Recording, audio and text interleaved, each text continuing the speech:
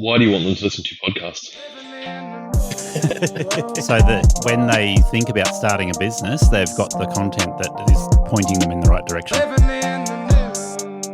That is such a valuable piece of advice there. The change in mindset makes a massive difference. Welcome to Aussie Lawn Star. In lawn care, I see people doing one of three things. I'll see if I can say this succinctly, but they often are running solo, and in that process, they might be running a fairly stable business where they run a high expense ratio, so they minimize their tax. And that looks very distinctly like I just explained it, right? Then they also might be running solo with a very low expense ratio, so they do their own maintenance, they run older mowers, they don't run an older car, and they keep their expenses really low. They have a lot of lifestyle benefits by not having to work as hard when they do that. Then we have the alternative is where people are trying to grow their business. And when they're trying to grow their business, they're very interested in those rule of third numbers, or how do we quote a job so that we can know that we've paid wages and expenses for that job and making a decent profit margin. So for probably the biggest issue I see in lawn care is people come into it from an employee perspective where they want to create a job for themselves, and then they get busy and they're like, well, I could put on half a dozen employees, have $1 million turnover and have a quite profitable business. But the gap to get there often will destroy them because they don't know how to manage employees and they don't know how to manage finances. So I think that's where generalized rules are often used to try and guide people. And we hear in the lawn care industry, never quote hourly rate, always quote job rate, things like that, which are generalizations that often can be quite harmful. Absolutely. It's like anything. And again, I love live and breathe profit first. Does that mean it is for everybody? No. Have I ever had anyone who I haven't been able to help with it? No. But for some people, it just won't be your thing. And that's totally okay. And I always say this to clients, if it's a no to work with me, no problems. But please make sure you go and find somebody to solve your problem, because you still have the problem. Yeah. Talking to me and then going, no, I don't want to work with Katie, does not solve your problem. So find a solution that is going to work best for you. And in the lawn care industry, people, and I've had many clients over the years, and I've got a couple at the minute actually, who solo, they just wanted to get out of whatever they were doing. They wanted kind of a break and an alternative, and that's great until it doesn't become very great anymore. And it's summer, or it's rained a lot, or it's, your stress, hurt, whatever it may be. And then your capacity to earn an income has reduced. And that is why it's so important to build a business that is profitable and that you know what those numbers are. So if any of those situations occur, you've got the numbers to work with. Okay, great. If I can only work 3.5 days a week, I know my income is going to be X. My expenses will be this. Okay, awesome. I can still live on that. And knowing your numbers doesn't have to be difficult or long-winded. And where I see it fall down 99% of the time is because people zero, and I will always just refer to Xero because that's the only bookkeeping system I've ever used. But if you don't use Xero, insert whichever one you use here. Same rule applies. If your Xero is not set up properly, you are then making decisions on numbers that are not correct, and near enough is not good enough. I see so often that, so for example, when clients come to us to my bookkeeping business, we don't take any new clients on without doing a financial systems review for them. So a one-off review of their Xero, their HubDoc, and if they're using a job management system, how they all integrate. And we go through the entire systems and make sure that everything is connected properly, that nothing is being duplicated or missed, or that there isn't data entry required, or we're not putting information in this system and in that system. And things aren't sitting in an inbox or printed out on the table waiting to be paid, and then we manually enter things over here. Like, we look at that whole process and streamline that for the client first, so that it is simple and easy and not very time consuming at all. And so when you look at your Xero dashboard, you should be able to look at your bank balances and they're right. You should be able to look at who owes you money and that's right. You should be able to look at how many bills you owe and that's right. You shouldn't say it says I'm owed 10,000. And if you go, yeah, but then your system isn't set up properly. Yeah, but it's not quite 10,000 because actually there's a duplicate in there that needs to be cleared out by the accountant at the end of the year. Or actually there's a payment over there that hasn't been applied to one of those because something's gone. Like if there's any yeah buts, your system isn't set up properly. And the same goes for the bills. Says you owe $5,000, you're like, yeah, but there's a pile sitting on my desk, or I'm waiting for this to be sent to me, or whatever it may be. Yeah. Setting up that system first and correctly is the foundations of any other decision you make in your business. If you think about lawn care, it's like mowing 5 acres with a old school full-on push mower. Yep. And the grass is at your knees. Mhm. It's going to be hard work. Like there's no way you can make that a beautiful lawn because you just don't have everything that you need, as opposed to having the latest mower that you've been able to keep on top of that lawn with, and it's like bowling green looking. Yeah. So you can't make good financial decisions if your Xero isn't set up correctly. Just as a fun fact, the average cleanup, the repairs that we do on a Xero file, average 9.3 hours when a new client comes to us. The majority of those clients have come from, have had previous bookkeepers and accountants. And again, I'm not saying that the accountants and bookkeepers are terrible. I'm just saying that it's a tool that they use often just to the basic level that they need to kind of get the job done. And that's okay. That's not how we do it. We make sure that your systems are all set up so that you can look at it and know exactly where you're at. There's no reason why you can't look at your dashboard and get those figures and be up to date. It's all cloud based now. Like So there's no reason for it, but it's such an area that causes so many problems because you're making these decisions and not realizing those numbers aren't quite right. And you kind of know they're not quite right, but you just think that's the way it is. A bit like you'll never make any money in the first few years, and my accountant will just fix that up at the end of the year or whatever it may be. It doesn't. That's not best case scenario. So if your Xero is set up right, then your reporting will be accurate. So that way you can actually know what your cash flow numbers are and what your bank statements are.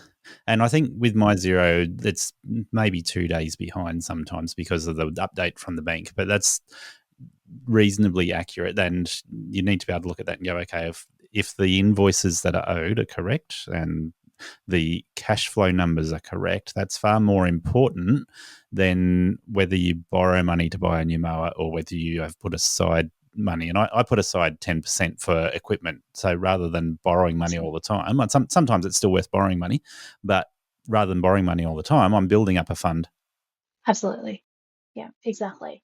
And that's exactly what I do with Profit First with clients. It's like, cool, we get you to a point where we know where everything is at the moment. We get all your financial system all set up and right. We get Profit First implemented successfully. And then the fun part is we get to talk about what next, like where to next. Do you want to replace equipment every year or every how often? Do you want to hire somebody? Do you want to take 6 weeks over Christmas? What are all those things that you want out of the business? And then we set up additional bank accounts for those specific purposes. And we put set amounts in there each week so that you can save towards those things. So instead of wishing to be able to take 6 weeks off at Christmas or wishing to replace whatever it may be, we put a plan in place for it. And sometimes we start with $5 a week, but it's the habit of putting money aside for that particular thing every week. And then in a month's time, we might increase it to $10. And then we just keep on slowly, incrementally moving it up until you get more comfortable with, often people, and I had a conversation today with a client, he needs to raise his prices, hasn't raised his prices in 18 months. And that's not super comfortable for many people. Yeah. And when you run Profit First, you can see, actually, you've done everything else. The last thing left to do is raise your prices. So you can either choose to not, and it's not going to be great financially or for you, or you just do that little uncomfortable thing and you raise your prices. And so it steps you through everything you need to do until you get to the point where you're like, actually, I have to do that thing, because the alternative is that it's going to be really, really hard financially. Yeah. But yeah, you cannot make good financial decisions unless your xero file is up to date. And as I said, most people think it's okay.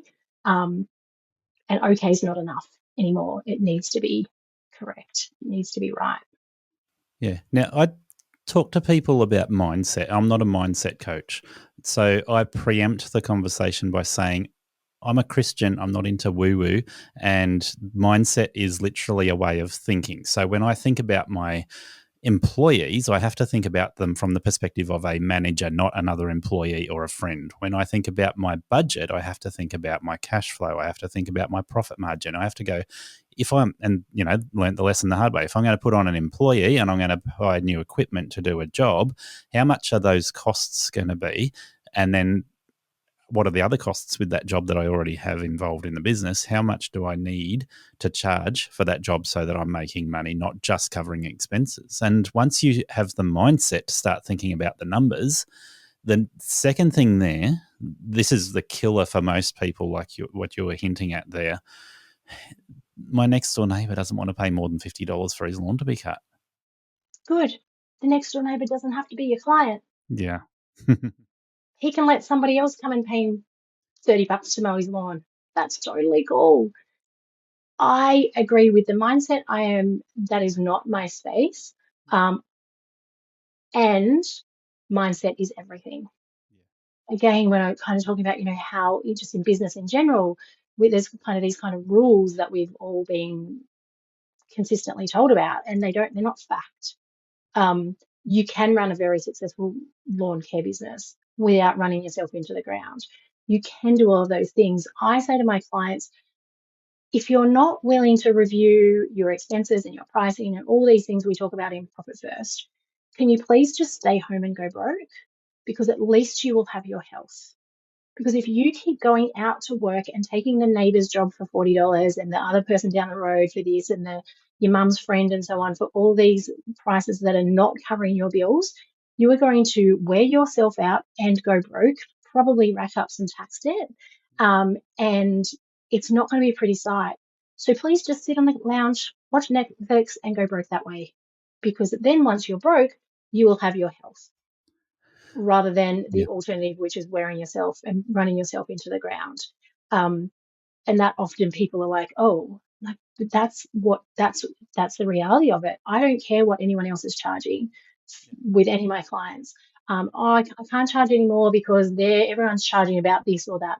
I don't care, because particularly in the trade space, if you return a phone call, if you turn up when you say you will, and you don't leave lawn clippings and mess all over the lawn, people will pay you whatever you ask them, pretty much. Yeah. That's all you have to do, because for the majority of trades, they don't do those basic things. So it's not even difficult for you to elevate yourself above the majority and be able to charge an extra 10, 20, whatever, $50. Yeah. There'll always be some people who won't pay it. Great, they're not your client anyway.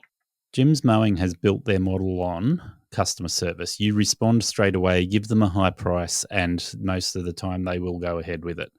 The thing in our business is that there are a lot of people out there that don't bother to return the call, and they don't bother to turn up in 2 weeks' time when the grass needs cutting again. And then the customer, never was their customer in the first place, comes to you expecting you to give the same cheap price. I've had 2 people in the last week. One of them was talking $40 to $50 an hour for lawn mowing, and the other one was doing an hour and a half job for $20. Are you thinking of leaving your job to start a profitable and enjoyable lawn and garden business?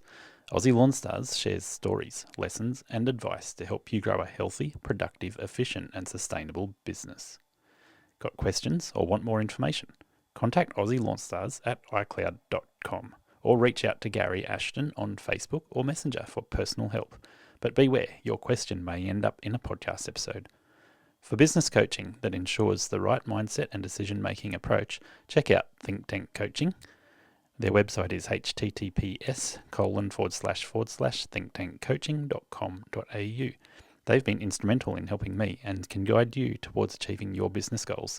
You can also email them at thinktankcoaching@outlook.com. Need to set up best practices for bookkeeping, accounting, and business structure? Contact Adrian from Prosper Financial at 02 4977 3363.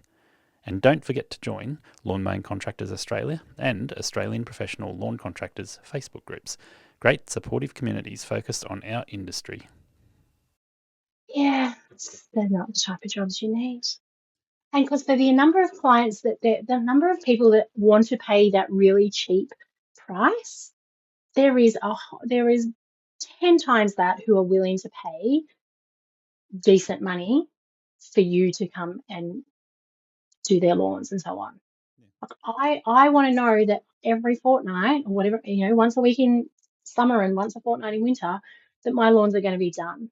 I don't want to have to follow you up. I don't have to wonder if you're coming. Simple things like, you've come and done the lawn today. You great. Thanks, Mary. I'm going to be here in 2 weeks' time, which is this day. I'll confirm with you the day before roughly what time I'm coming. You send them a text or email or whatever your preferred way to connect with them is, and say, Mary, just confirming I should be there between 9 and 3, 9 and 1, 9 and 11, whatever it may be. Mary thinks you're amazing because you've just reminded her that you're actually turning up, and she doesn't have to think about you anymore and wondering whether you're going to show up, because she's had some of those people who were $30 an hour before and not showed up. You turn up, you do the job, and guess what? That cycle just repeats itself.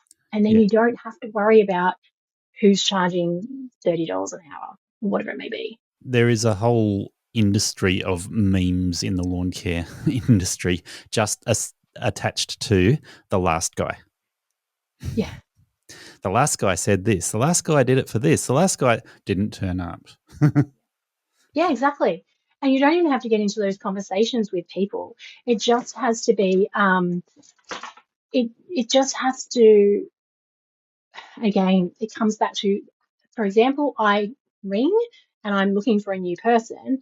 And if I start with the last guy didn't, and then I'm going to complain about your price, then we are going to just simply say, well, you just mentioned to me the last guy didn't turn up. So that's why I charge this price, because I turn up, I leave the site clean and tidy, and the neighbours aren't complaining that there's grass clippings all over their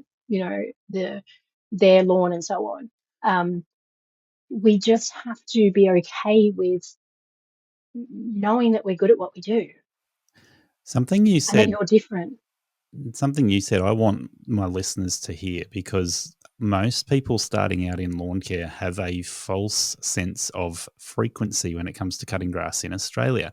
The industry thinks that once every 2 weeks is the standard in summer and once every 4 to 6 weeks in winter. Now, there's a huge variation, but you mentioned weekly in summer and fortnightly in winter, and I'm like, that is where it should be. But people have it in their mind, including the business owners. We can't do that. Yeah. So, I mean, again, I grew up on 5 acres, of which probably an acre of it, the rule was it had to be done with the normal mower. Only the paddock could be done with the ride-on. It's my favorite thing to do is to mow that first section of the property. And in summer, 7 days is even a stretch. Yeah. So again, I don't know if that's just something for me that I have growing up on acres knew that. My brother also had a landscape mowing business and so on for quite a number of years. But that is what it is. And it comes back to that education piece and how I talk about I want to educate my clients on profit first and why I do things the way we do and why it is so much more than just the bank accounts and so on. And it's your job as the business owner to educate your clients that actually 2 weeks that's not how it works. That's not what's going to be best for your lawn. And this is how we do it. We do it weekly and fortnightly or whatever the rhythm is for you. And that's matter of factly. This is how we do it because we want the best lawn for you. And if they don't want to do it that way, that's okay. But guess what? If I want to have it fortnightly, then I'm not getting charged my same rate fortnight as if I would have been weekly. You need to be charging me more because my lawn is absolutely longer and it's going to be harder to do. Yeah. So again, falling into the trap of, I can only charge them this amount per mow. It's like, well, actually, no, because now it's 2 weeks and it's summer and it's up around my ankles. You need to charge me more for that. It comes back to And educate mindset. your clients. So the mindset of the business owner, we can't mow it more than fortnightly, and the other mindset is we can't charge more than $50 an hour. And that was what I was charging 15 years ago, and people are still going $40 to $50 an hour is all we can charge at the moment. And No. when I did it 15 years ago, I very quickly worked out it was not profitable. No. And you know what? You can charge that if you so choose. Go for your life. But we know you're not going to make any money. You're going to get into ATO debt. You're going to be very stressed. And that's not very fun. Please go and get a job, is what I always say. Like, Yeah. don't run yourself into the ground and be broke and have poor health. It's not worth it. Absolutely not worth it. So, I think there are situations where you can get away with mowing fortnightly and build a profitable business model around that. I would hate to tell people that weekly is the only way to look at it, Oh, but absolutely. just the It's same a as I think. framework that you would customize depending on where you are. If you are in an area that has no rain at all in summer, for example, then potentially West Australia. fortnightly is going to work. Yeah. Like if you live where I do in the Hawkesbury, where it is 40 degrees for a week and then it rains for 3 days and then it's 40 degrees again, and you can literally watch the grass grow in front of you, fortnightly is not going to cut it at all. So again, it's that framework of what works then for your area, but not defaulting back to I can only. Whenever we start thinking I can only, or I shouldn't, or I couldn't do that, again, I always talk to my clients around their language around it, particularly when they're talking about, I'm no good at maths or I'm no good at numbers. I'm like, yet. So I haven't been able to charge more than that yet. Yeah. And just get inquisitive around it. Cool. So what would I need to do to be able to charge more for that particular job? Rather than it's hard, I can't do that, or that won't work. When I swapped accountants, I was around that $50 to $60 an hour mark, and the new accountant had a look over my bookwork and he said, you need to be charging 70 plus GST. And I wasn't claiming GST at that point in time. Yeah. He's like, at least 70 plus GST, more likely 80. And I was looking at, what is that, 20, 25% increase, and going, that's not possible. I put my prices up, and I think I lost one customer out of about 50 to 60 customers at that point. And one of the things I do, and I talk about it in my book as well, where I similar thing suggested to a client that they increase their price considerably. And there's a tool that I use with my clients as well for this exact situation, because a lot of people are not comfortable putting their prices up because they feel like they're going to get these no. And we run the numbers and go, great, when you increase it to this price, you can actually lose this amount of clients and still be in the same financial position. And often it's like 5, 10 clients. Like, it's usually quite a chunk. And never do my clients lose that number. They may lose 1 or 2. They're probably paying clients anyway, and it doesn't really matter. More often than not, you keep the clients. But it just is they're able to then see, actually, I'm going to be the same situation financially, but now I'm going to have this more time where I can either actually focus on my family or my health, or get some new clients who are amazing and would love to pay me that amount.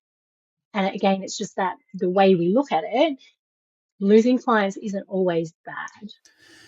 I've heard people say they could lose half their clients and they would still be better off by increasing their prices. Yeah. But typically the results are that they don't lose more than 1 or 2 clients. Absolutely. That's, in my experience with clients, that's exactly 1 or 2, maybe 3. That's all it ever is. But there are plenty of places, and I talk about in the lawn care industry where we go, okay, in my area, I'm near Newcastle, so I'm probably an hour and a half away from you. Yeah. Around Lake Macquarie, there are properties that I was doing when I started that are a quarter-acre property, older areas where the people are not willing to pay quite as much as if you go into a new subdivision where it's only 150, 200 square metres of lawn. So I do You're done in 2 runs. I do say to people, you can go into a newer subdivision, do a $80 job that takes 15, 20 minutes, or you can go into an older subdivision and do an $80 job that takes you 45 minutes. So there are massive Exactly. differences even within 5-10 minutes of each other. Yeah, in terms of what you can charge. But you got to work out what sort of customers you want and whether that is a good business model or whether it's a charity. Exactly. And you might have the odd client who you are happy to do it for quite a cheap price because they are whatever, gone through a bit of a rough patch, or they're Yeah. older, or they're whatever it may be, and that's okay. And that's fine, but that can't be more than 1 or 2 of your clients. Well, at all. I refer back to my church background here. I say to people, and I don't do residential jobs anymore, so this is not effective for me at the moment, but if I had 100 clients, I could afford to give, the tithing 10%. I could afford to give 10% and go, okay, I can do a job for free, or I can do a reduced customer. And that's not a bad business model. It's giving back in a way that's meaningful and helpful. And one of the things, actually, this is a really good point to bring it in. Often we hear when people don't understand the Profit First framework, and they hear us talking about profit first, they automatically jump to, the big corporations putting profit above people and everything else. That is the exact opposite to what we believe and teach in Profit First. Profit First is about building a business that is profitable so that you can give back, you can donate, you can have time to spend at a homeless shelter or whatever it may be. Like, profit equals choice. And that's what we talk about. And it's something that people get tripped up on. I bet you don't pay your team members the right amount of wages or blah, blah, blah. No. We build profitable businesses because we want to be able to give back. Yeah. And we want to be able to give back sustainably, consistently, for eternity. Because there are so many different, and whether it is a church group, whether it is a homeless shelter, whether it is an animal shelter, like whatever you're interested in, that's fine. They need consistent inflow of funds along the way. So if we are building our business to be profitable and can consistently give them, $100 a month, whatever it may be, that is also benefiting them as well. Yep. And for me, that's a big part of what business is all about, is to be able to have the time to volunteer, be able to donate money whenever I so choose. So we have a regular amount that we donate as a family every month. But then if something pops up, I can just go, yeah, great, I've got money in my account. So I actually keep a portion of my profit account specifically for that. And then I've got funds there available to be able to do those sorts of things. I look at that from the point of view that a lot of people are very jaded with government welfare, church tithing, all those sorts of things. I'm like, why support a system you don't believe in when you're in a business where you are surrounded by people who are needy all the time? So make sure your business model is not just feeding the needy, because you can't feed yourself if you do that. Make sure it is doing what it needs to do. It's profitable first, and then when you see somebody that's needy, you can go, well, do the maths. I can afford to help out 1 or 2 or 5 people out of a list of customers and I've said to this many times, do that job for free. Don't do a discount. Just do it for free. Just don't do that many jobs for free or discounted that you end up running yourself into the ground. Absolutely. And make the choice around it and let them know, you may be able to give it to them for free once, for example, or you might be able to mow, Nana down the road who has no family. You may be able to do that every week or whatever, no problems. But do it consciously and build your business that way. So you can, if that's something you love, and if you don't want to share your time or donate funds and so on to anywhere, that's cool. Like, keep it in your bank account, use it for you and your family, no problems. Yeah, that's right. But something that we focus on quite a lot is that many of us in the Profit First world have our various, whether it be a charity or whatever it may be, that we want to support. And that's part of why we do business the way we do, so we can do those sorts of things. It's just super, super important. Again, it's about building the business to work for you and what you need, rather than letting the business tell you what you can do along the way. That's it. Hey, let's take a break. We've been going for a little bit over an hour. Yes. I don't know if you need to take a break, but just looking through the notes that I sent through to you and going, okay, is there anything specifically we need to touch on to round off, or have we covered everything really well? I think we've covered everything because I actually need to finish up by probably 20, 25 past anyway. Yeah, okay, no worries. We can I think call we've it covered here. everything off. I think it's been a really great. Yeah. Well, great I will call. say, and we'll put this in the recording, I just want to say thanks for joining me, Katie. It's been absolutely pleasure. amazing. No problems. Love reaching out to other podcasters, and I think it's fantastic to see you giving back to other people through your podcasting and the business model you've got. I'm more than happy to promote and send people your way, because it's one of those things which helps small businesses that listen to me get things right. And it's so much about collaborating with people. And again, it's one of those things in business we're often kind of pitted against each other. Whereas if some of your listeners can get some value out of my podcast, that's amazing, or my book, and then they can get value out of your podcast, some of mine. Like, that's what it's about, being able to just share freely. And then if people want to work with me, that's amazing. If they go and choose to work with another Profit First professional, that's amazing. If they choose to just read my book and follow it to the letter and implement themselves, that is also amazing. Yeah. It's, as I said, for me, it's about that education and making sure that we can get out there and let small business owners know that they're not alone, that it doesn't have to be tough or complicated. So yes, thank you very much for having me on. It's always fun. When people want to find you, Profit First for Tradies is the podcast. Yeah, so I like to keep everything simple and efficient. So anything with my coaching business is Profit First for Tradies. So my podcast, my book, my Facebook group, my Instagram, my website, everything is Profit First for Tradies. And your email? It is katie@profitfirstfortradies.com.au. I like to keep things simple. So yeah, anything from that space, you find me anywhere, depending on what you want to listen to, read, whatever. It's all Profit First for Tradies. And like I said, if you're not sure, or my accountant said that that's a dumb idea, or somebody down the road said that that doesn't work, reach out, send me an email. I'm always happy to answer questions and help point you in the right direction. If that is, a lot of the time I'm just pointing people back to actually go listen to these podcast episodes I've done. That'll be super helpful for you right now. It is the first point of call is not, hey, let's come and work with me and let's be a client of mine. It is, hey, here's the free resources first. Have a listen, have a look, see where you're at. Here's a couple of action items you can take to get some results. And then if you so choose to work with me, then that's amazing. We can talk about that. But if it's just going through some of my free resources and getting value out of that, that is also amazing as well. Well, I appreciate your time. I don't want to keep you too late, but it's been great to talk to you, Katie. Thank you for having me. No problem at all. Thanks. A lot of people have been asking about which brand of battery tool to buy, and I don't like to recommend one brand of battery for everyone or every situation. Dealer support and access to parts and service all play a big role in that decision.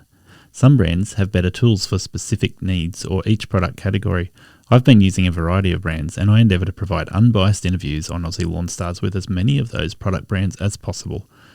I reached out to Ego Power Plus through the podcast because of how Barry supports the industry and Ego owners. Barry has impressed me with his loyalty to customers in providing support and listening to the needs of the industry, which has resulted in a full lineup of new commercial tools landing in Australia over the last 12 months that has positioned Ego as a leader in the commercial tool space for outdoor power equipment. Visit egopowerplus.com.au to see if they have the tools you need today. Thank you for listening to Aussie Lawn Stars. Please remember to rate and review the show on the Apple Podcasts app or the player you use. Exciting new shows are released every Monday. Make sure you follow or subscribe to hear the next episode.